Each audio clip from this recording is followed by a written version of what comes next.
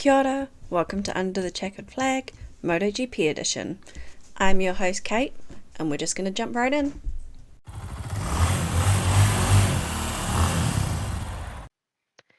It is Pozza, Kelly, and Kate here, and we are getting ready for the racing at Jerez. Super excited as I love this track, and last year, obviously, we saw some great scenes with Marc Marquez being right back up there at the front, and also some wonderful battling between Marc and Pecco.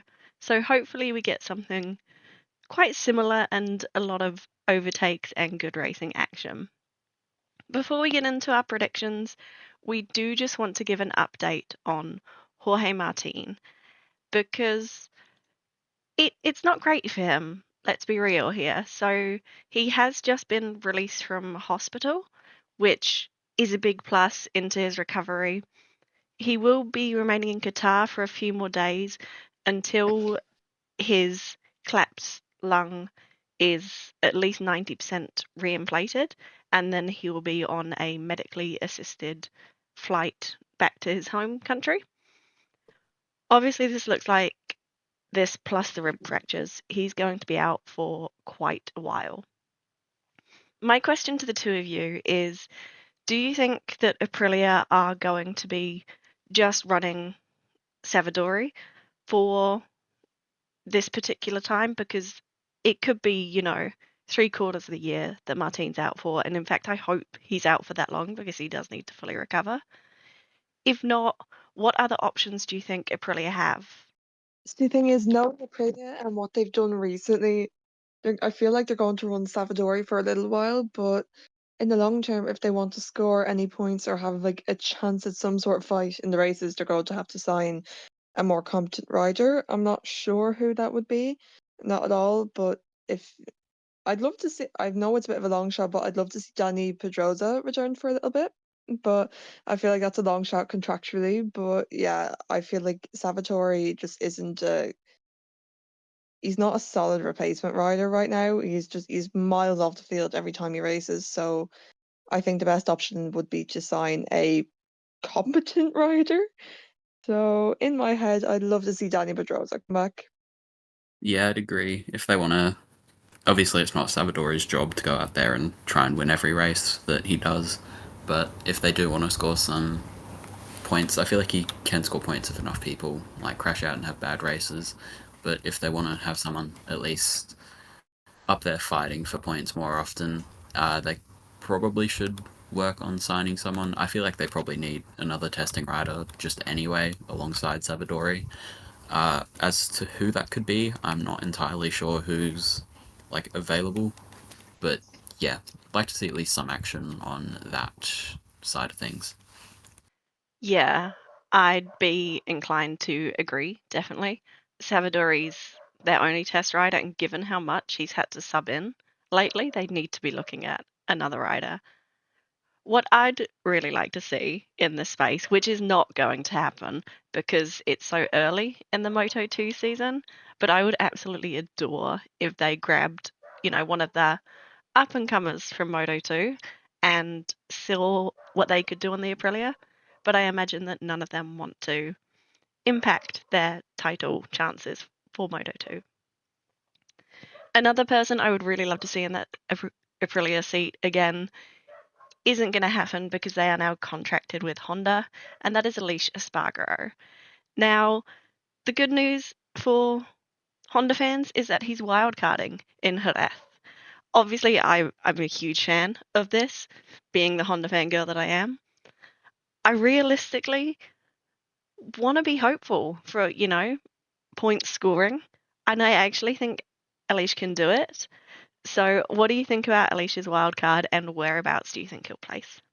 I'm excited about him coming back. I love Aleix. I really do, and I'm happy to see him return. I missed him a little bit, so it's fun to see him back. Um, Given the fact that it's a Honda, I'm not really too sure he's going to place anywhere of note. I think he's just going to be there, which I don't mind. I don't mind him just being there, but I don't think he's going to put on some big, massive like like applause-worthy performance. But I'm just happy to see the guy back. So I think he's going to finish like lower midfield.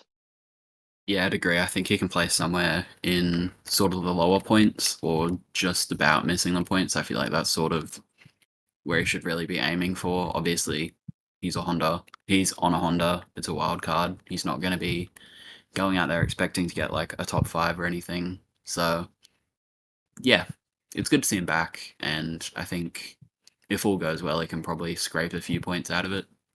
Now, Honda is the topic of quite a bit of conversation at the moment because we have our first silly season reports coming out. This report came the way of Speedweek, who are notoriously reliable on anything KTM. So, Speedweek have reported that Honda's top brass have offered 30 million euros to lure Pedro Acosta away from KTM and into the Honda seat. Now, this seat would be left vacant by Luca Marini because he is the rider contracted only to the end of this year in that factory spot. It should be noted that Johann Zarco in the LCR spot is also only contracted to the end of this year, but I think it's pretty safe to say that LCR are not going to want to let Zarco go, considering he is consistently the top Honda at the moment. So let's talk about that seat, because it's obviously quite a coveted seat, and there are a lot of possible scenarios to play out. So one, Pedro Acosta could jump ship. Personally, I think it's quite doubtful given his extremely strong relationship with KTM. Another scenario, Zarco could be offered an awful lot of money to jump up to the factory Honda seat, and there are many other options which I know that you guys might touch on. And there's also the option which I'd probably prefer at this stage, and that's Luca Marini keeps his seat because he is reliably picking up points and staying on that machine to get Honda some really good data. So which scenario do you guys see playing out, or what other scenarios have you heard about? Yeah, I feel like there's so many scenarios that can play out, and I'm just going to bring up another one that I've seen floating about, which I think is also quite interesting, which is the fact that there was some Honda HRC representatives spotted in the World Superbike paddock, and from whichever journalist I've pulled this from, I can't honestly remember, he was saying they don't think they were there purely for Honda's efforts over there. They think they were trying to talk to Toprak Razgatlıoğlu, and I think that one makes a fair bit of sense because he himself has come out saying he thinks he'd be a good suit in MotoGP if they switched over to Pirelli tyres, which suit his sort of riding style a lot better than the Michelins. So the rumor that I've seen on that is that he'll sign for the Honda Superbike team for 2026. He can get in as much testing on the Honda GP bike as he can get in that year, and then jump ship over for 2027 to GP, which I think would be an exciting move. Obviously, hasn't been a Turkish MotoGP rider, I don't think, ever. So that would be exciting on that aspect.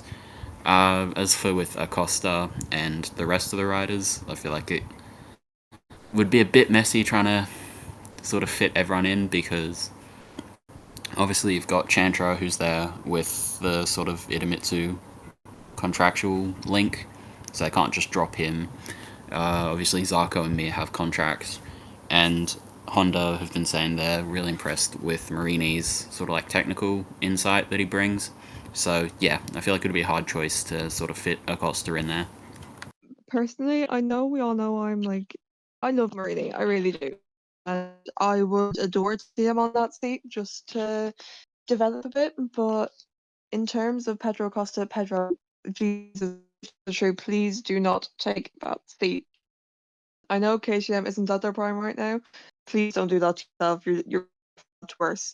In terms of Toprak, he's a good rider, but a good superbike rider, if that makes sense. I feel like come to MotoGP, I know he's talented. He's a very, very talented rider, but there's a massive difference in just even the style of bike that superbike and MotoGP use. It's not as simple as just jumping from one series to another. there's so much differences that he's going to have to learn. And even then, he's going on to a Honda. It's not like he's going from a Superbike to a Ducati MotoGP. He's going onto a Honda, which is already slow. And his fans scare me. Like his fans really, really scare me. So that's pretty much all our news. So time for our favourite part is predicting how this weekend's going to go. So I'll kick off with Moto 3. Now I'll admit I haven't changed mine from last week. So in P3, I've gone for Adrian Fernandez, P2, Angel Piqueras, and P1, Jose Antonio Rueda, with Stefano Neppa for my reserve. I'm pretty confident in it, unless there's big massive incidents. So for my reserve, I have gone for David Munoz, decent job. So I've had him in my reserve. Third, I have Alvaro Carpe. He's solid. Hasn't committed any war crimes in a bit. Second, Franco Piqueras. I'm pleased to let it happen. So Piqueras in second, and then first I have my guy Jose Antonio Rueda. Have total faith in them. Let's go. Yeah, I've gone for the same top three that Kate went with, just in a slightly different order. I've gone for Jose Antonio Rueda in third, Adrian Fernandez in second, and Angel Piqueras in third. There was a few other names I was thinking of just because Jerez is kind of a track where all the riders have so much experience there, so it's normally quite tough to choose. But as my reserve, I've gone for David Munoz just because he put in probably his most mature ride of his career here last year to get second. So here's hoping he can sort of back that up. Moving on to Moto 2, I've gone for sort of the Form 3 riders as it stands, shockingly. In third, I've gone for Jake Dixon, just because he's been in and around the top 5 in every race so far. Obviously crashed out in Qatar, but I think he can right that wrong this week. Second, I've gone for Aaron Canet. One last time out.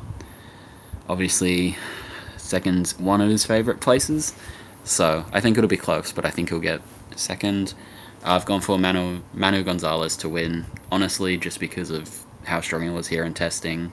I know they were on like a sort of qualifying spec tyre that I think they might be bringing this week, but I'm not entirely sure. But I think he can get the job done. And after the podium last week as my reserve, I've gone for Dennis Onchuk for the same reason, that he was strong here in testing, and it's one of his best tracks. So I think he can do well. Me for Moto 2, I have gone for Barry Baltus as my reserve, Jake Dixon in P3, Manu Gonzalez in P2, and I'm going to have faith in my boy Aaron Canet, and I've got him for first place. I know he did crash out here last year, but he's in really sharp form this year, and I'm hopeful, okay? I've never once managed to predict him winning a race, so hopefully we're changing that tune this week, and hopefully I have not just cursed him. But as always, we do accept bribes for not picking riders, for cursing them, so that option's always there. Kelly, what about you? My Moto 2, I changed it around a bit because he's finally kind of remembered who he was. I've put well, first I put Diogo Moreira as my reserve. He had a decent result last time and he's still very good, so I put him there. And for my third, I've made a return with Gonzalez. I haven't put him up for first yet because I'm not right to ruin this is what's happening. But I haven't changed it. Even if he win, I still haven't changed it. And then first over everyone, I have Jake Dixon. Again, please, please, please, please win again. Make me happy. Please, Jake, make me happy. So that's that. And then moving on to MotoGP Sprint, I have Fabio Di Giannantonio as reserve, solid guy. Can't complain about anything. points. Then third, I have one Marquez brother, Alex Marquez. Second, I have Pecco Bagnaia because he kind of feels like a bit of a sprint merchant right now. And then, first of all, who could guess this one? Marc Marquez. Wow. No way. No way. Yeah, I've stuck with the 4 that I went last week, I believe. I don't remember if I've changed the order, but I've gone for Pecco Bagnaia in P3, Alex Marquez in second, and obviously Marc Marquez to win because he seems to enjoy doing that this year. And as my reserve, I've gone for Franco Morbidelli just because he's been doing really well recently. So I think that'll continue as he's been good at this track in the past. I have to admit, it feels like we should just have a standing spot for Mark at the top because I've put him in P1 as well. In my reserve for the sprint is Fabio Di Giannantonio. P3, I've gone for Pecco Bagnaia. P2, Alex Marquez. And P1, Marc Marquez. It's pretty much what we've seen this year so far. I know this isn't particularly a favourite track of Alex, but he's just so strong on that Gresini at the moment. It's pretty impressive. My podium for the Grand Prix is the exact same. I've got Pecco Bagnaia in P3. I've got Alex Marquez in P2, Marc Marquez in P1, but I'm going to take a little bit of risk with my reserve. Basically, I don't think we're going to see the reserves come into play as much this year based on what we've had so far. I've gone for Furman Aldiger as my reserve. It's probably my delusion speaking, but I'm allowed to be delulu when it comes to reserves. So for my MotoGP feature, it's kind of the same. I haven't really changed it over the last couple of months, last couple of races, and that's probably going to be the situation for a while. Third, I have apparent sprint merchant Pecco Bagnaia. Second, Alex Marquez. Third, Marc Marquez. Wow, wow. Seriously, I am just shocking with my predictions. It's a little bit shocking. It's oh, you all think that I have this big fat vendetta against Franco Morbidelli. I do. But I can't deny that he's kind of on form recently, so as a reserve, I think he actually I think he'd be a solid reserve. So I have Franco Morbidelli as my reserve. The shocking moment of the week. And I've gone for the same combination as I went for in the sprint. Slightly mixed up the order. I've got Alex Marquez in third, Pecco Bagnaia in second, just because I feel like this is sort of the stage of the season where he kind of remembers that he's supposed to be a proper title contender. And obviously Jerez is one of his best tracks, so I think he'll do well. And Marc Marquez to win, obviously, with Franco Morbidelli as reserve. Give us your predictions for Jerez. Do you guys think anyone can take on Marc Marquez? Because we clearly do not think that's the case.